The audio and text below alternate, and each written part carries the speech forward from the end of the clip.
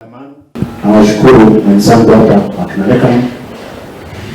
the Secretary, Peace Building and Conflict Management Directorate in the Ministry of Interior and National Government Administration. We've come here on a peace building mission. Our approach, our concern is the whole of North Rift,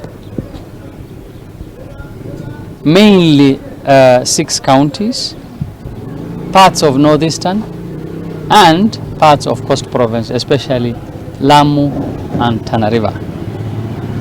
In the North Rift, our concern is, it is the young boys, commonly known as Morans here, who are utilized